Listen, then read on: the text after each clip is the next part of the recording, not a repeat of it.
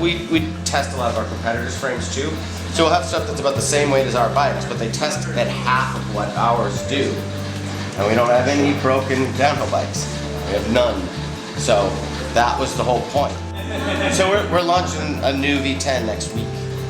So can't really talk about it until next week. But we're launching a new V10, which is going to be the lightest production downhill bike that's ever been made. And that's what the Syndicate raced on all of last year. That's what Greg won on, was that bike. We didn't tell anybody. Everybody knew it had a carbon swing arm on it, but it was a new front triangle layup completely. And now we're going to be, it's a sub 8-pound frame with the shock weighs 2 3/4 pounds or something like that with a steel coil.